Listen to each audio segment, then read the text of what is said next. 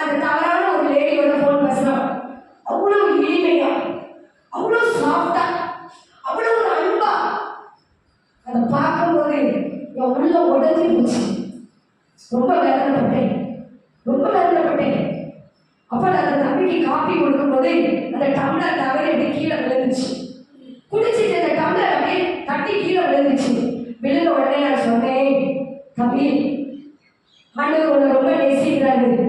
இப்போ நீ ஆண்டவருக்கு உன் வாழ்க்கையை ஒப்பு கொடுத்தா ஆண்டவர் உன்னை அதிகமாக உயர்த்துவாரு. நீ ஏதோ ஒரு காரியத்தில் சிக்கி இருக்கிறா, ஏதோ ஒரு காரியத்தில் நீ மயங்கி இருக்கிறா, உன் வாழ்க்கையை அழிச்சு தம்பி, நீ அந்த உறவை விட்டுரு அப்படின்னு சொன்னேன். அந்த பையன் சிரிச்சிட்டு அப்படியே அந்த இடத்த விட்டு நகர்ந்து ஓடிட்டான். வேலையே முடிஞ்சிச்சு. நான் சொன்னேன், இதை போல எத்தனை குடும்பங்கள், இதை போல எத்தனை குடும்பங்கள் வாழிகிறது, வீட்டுல குடும்பம் நடத்துறது இன்னொரு பெண்ணோட, இப்படி எத்தனை குடும்பங்கள் சீரழிந்து கொண்டே இருக்கிறது. வாங்குற சம்பாத்தியத்தை இன்னைக்கு எத்தனை ஆண்கள் அழிச்சிட்டு இருக்காங்க தெரியுமா? அந்த வருமானம் எங்க போகுதுன்னு தெரியல. ஒரு சின்ன ஆசை குடும்பத்தை சிதைத்து விடும், குடும்பத்தை அழிச்சுடும், கணவன் மனைவி பிரிந்து போகிறதுக்கு ஏதுவாயிரும். ஒரு சின்ன ஆசைதான் கடைசியாக அந்த பெண் என்ன பண்ணா பாத்தீங்களா? அவன் இருந்த எல்லாவற்றையும் புரிஞ்சு, அவன் என்ன வீக்னஸ் புரிஞ்சு எடுத்துட்டு கடைசியில எதிரின் கையில் அவ ஒப்பு கொடுத்துட்டா. நல்லா புரிஞ்சுக்கோங்க, நல்லா தெரிஞ்சுக்கோங்க. ஒரு சின்ன ஆசைனால எதுல போய் விழுகிறோமோ அது நம்மளை பாதாளத்தை கொண்டு போய் இறக்கி விட்டுரும், பெரிய அழிவுகளை கொண்டு குழியில இறக்கி விட்டுரும். அப்புறம் நீங்க எழுபணும் நினைச்சாலும் எழுத முடியாது. சிம்சோனுக்கு கடைசியில அழிவு, அதுதான் கடைசியில அவனுடைய வாழ முடியாமல் அவனுடைய முடிவு முடிந்து விட்டது. மோசமான ஒரு முடிவாய் காணப்பட்டது. அன்பியான தேவனுடைய பிள்ளைகளே, சின்ன ஆசை. முதலாவது பார்த்தோம் ஒரு சின்ன எரிச்சல், ஒரு சின்ன எதிர்பார்ப்பு. இரண்டாவது, மூணாவது ஒரு சின்ன தடுமாற்றம் பார்த்தோம். நாலாவது சின்ன சகிப்பு தன்மையற்ற காரியம். ஐந்தாவது சின்ன கோபம் பார்த்தோம். ஆறாவது சின்ன ஆசை பெரிய ஆசீர்வாதத்தை தர பண்ணிட்டு. ஏழாவது சின்ன பயம். ஒரு சின்ன பயம் தான் சவுல் தேவ கோபம் சுமக்கிறதுக்கு காரணமாயிடுச்சு. ஒரு சின்ன பயம், ரொம்ப பெருசு இல்லை. ஒரு சின்ன பயம் தான் மரணம் நம்மளை கொண்டு விட்டுரும். ஒரு வியாதி வந்த உடனே மனுஷனுக்குள்ள ஒரு சின்ன பயம் வந்துடும், அப்படித்தானே? ஆஸ்பத்திரிக்கு போன உடனே ஒரு பயம் வந்துடும். அங்க இந்த ஸ்டான்லிக்கு நான் போயிருக்கேன். பார்வதிமா வீட்டுக்கு வந்து மறிச்சிருக்கும் போது நான் ஸ்டான்லிக்கு போயிருக்கேன். பெரும்பாலும் நான் ஆஸ்பத்திரிக்கு நான் போக மாட்டேன், ரொம்ப ரேர். எனக்கு ரொம்ப நான் ஆஸ்பத்திரினாலே போகவே மாட்டேன். அது நம்ம தவிர்க்க முடியாத ஒரு காரணத்தினால சாந்தி கணவருடைய ஒரு வியாதி நேரத்திலையும் பார்வதி அம்மா 2 பேரும் ஒரே இடத்துல இருந்தாங்க. இதை பார்க்கறதுக்கு போய் நின்னேன். அந்த இடத்துல போய் நின்னா ஒரு சொடக்கு போட்டு இப்படி பண்றதுக்குள்ள 10 பாடி வெளியே வருதுங்க ஸ்டாண்டில. நீ என்ன நினைச்சாலும் சரிங்க, எனக்கு அந்த மரண பயம் வந்துச்சு.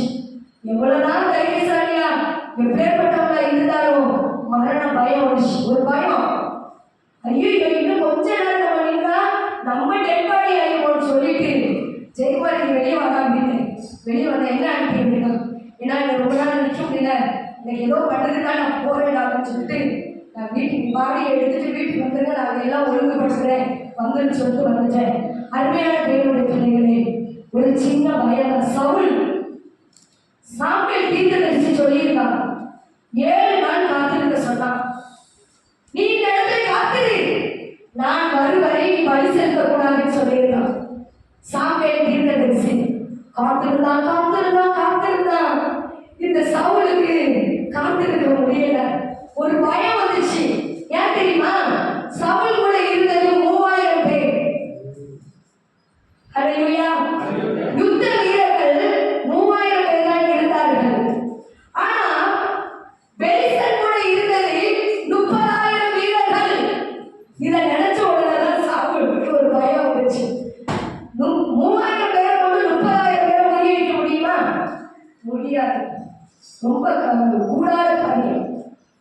சவுல் என்ன பண்ணா, தீர்க்கதரிசிக்கு காத்து இருந்துச்சு. தீர்க்கதரிசி வரவில்லை என்ற உடனே இவனே போய் பலி செலுத்த ஆரம்பிச்சான். நடந்தது என்ன? தீர்க்கதரிசி அதுக்கு பிறகு வராது. எடுத்தவர்கள் வாசிக்கும் 1 சாமுவேல் 1ஆம் அதிகாரம்.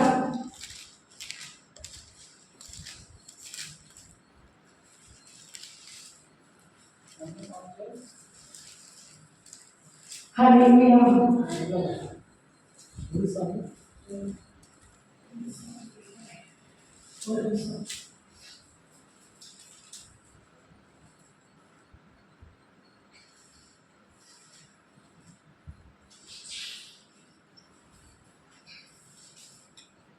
ஹல்லேலூயா. கர்த்தருடைய நாமத்துக்கு மகிமைப்பட்டதாக. எடுத்தவர்கள்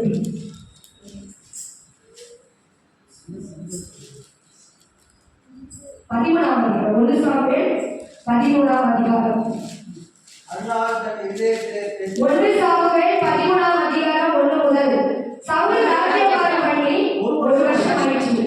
இஸ்ரவேலில் 2 வருஷம் அரசாண்ட போது இஸ்ரவேலில் 2ஆம் வருஷம் அரசாண்ட போது இஸ்ரவேலில் 3000 பேரை தனக்கு தெரிந்து கொண்டான். இஸ்ரவேலில் 3000 பேரை தனக்கு தெரிந்து கொண்டான். அவர்களில் 2000 பேர் சவுலோடு கூட மிக்மாசிலும் பெத்லெஹேம் மலையிலும் 1000 பேர் யோர்தான் கூட பென்யமீன் நாட்டில் உள்ள கிபியாவிலும் இருந்தார்கள். மற்ற ஜனங்களை அவரவர் கூடாரங்களுக்கு அனுப்பிவிட்டார். யோனத்தான் கேபாவிலே தனையில் இருந்த பெலிஸ்தரை முறியடித்தான்.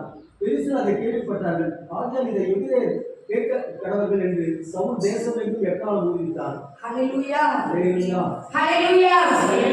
இப்போ பாருங்க, இப்படி நடந்து கொண்டிருக்கும் பொழுது அவனோட பெலிஸ்தனோடு இருக்கிற 30,000 ரதங்களோடும் 6,000 குதிரை வீரரோடும் கடற்கரையோட ஜனங்களோடும் பெலிஸ்தன் வருகிறதை அறிந்து இவன் என்ன பண்ணிட்டான் பாருங்க. சவுல் எபிரேயரில் சிலர் யோர்தானை கடந்து காத்து நாட்டிற்கும் கீலேயா தேசத்திற்கும் போனார்கள். சவுலோ இன்னும் கில்காலில் இருந்தான். சகல ஜனங்களும் பயந்து கொண்டு அவனுக்கு பின் சென்றார்கள். இப்ப பாருங்க, சவுல் சர்வாங்க தகனபடியே சமாதான பலியையும் என்னிடத்தில் நீங்க கொண்டு வாருங்கள் அப்படின்னு சொல்லி சர்வாங்க தகனபடியே இவன் செலுத்த ஆரம்பிக்கிறான். ஹல்லேலூயா. ஹல்லேலூயா. இப்ப சாமுவேல் எதிர்கொண்டு வருகிறார். ஏன் இப்படி செஞ்சார்?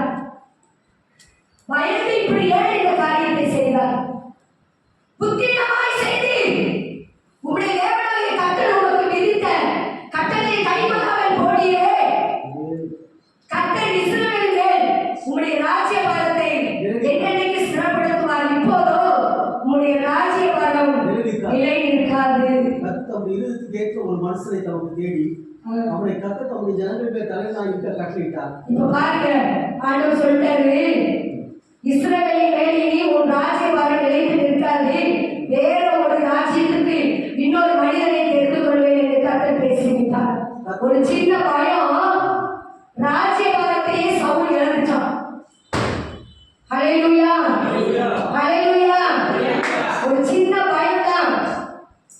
தீர்க்கதரிசி சொன்னான், சர்வாங்க தகவலை நான் வந்தவரும் பலி செலுத்தினேன். 7 நாட்கள் அவனால் பொறுத்திருக்க முடியாதபடி அவன் பயந்து எதிரி நம் நாட்டுக்குள்ள வந்து விடுவாரோ, நம்மகிட்ட 3000 பேர் தான் இருக்கிறாங்க, 30,000 பேர் வந்து விடுவார்களே என்று சொல்லி பயத்திலே சர்வாங்க தகவலையே சவுல் செய்தான். ஒரு தீர்க்கதரிசி, ஒரு ஆசாரியன் தான் அந்த காரியத்தை செய்ய வேண்டும். இவன் ராஜா போய் அந்த பலியை செலுத்தினார். நடந்தது என்ன தெரியுமா? உன் ராஜ்யபாரம் நிலைத்திருக்காது, இன்னையோட உன் கதை முடிஞ்சிருந்தாரு. கர்த்தர் விதித்த கட்டளை நீ கைக்கொள்ளவில்லையே என்று சொன்னான். கர்த்தர் விட்ட கட்டளையை நீ கைக்கொள்ளவில்லையே.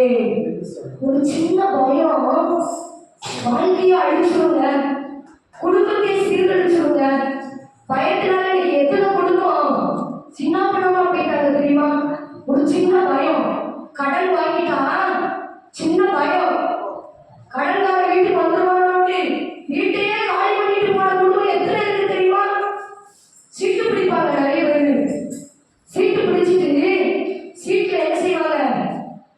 நஷ்டம் ஆயிடும். நிறைய பேர் சீட்டு கேட்டாலும் போயிடுவாங்க. அப்ப என்ன ஆகும்? கண்மையான தேவனுடைய பிள்ளைகளே,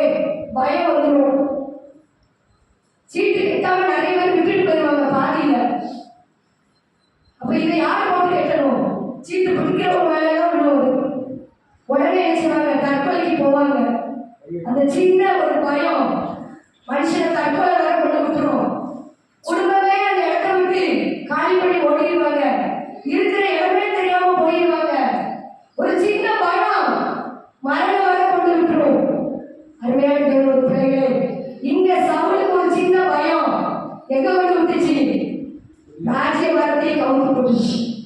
அருமையான தேவனுடைய 7 காரியத்தை குறித்து நம்ம பார்த்தோம். 7 காரியத்தை குறித்து பார்த்தோம். என்னெல்லாம்? சின்ன எரிச்சல், சின்ன எதிர்பார்ப்பு, சின்ன தடுமாற்றம், சின்ன சகிப்பு தன்மையற்ற காரியம், சின்ன கோபம், சின்ன ஆசை, சின்ன பயம். சின்ன சின்னது தாங்க. இந்த சின்னது சின்னது தானே நினைக்கிறீங்களா?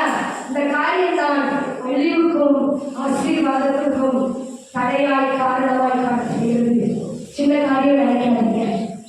பைபிள் இன்னைக்கு வாசிக்கல, இன்னைக்கு ஒரு நாள் தானே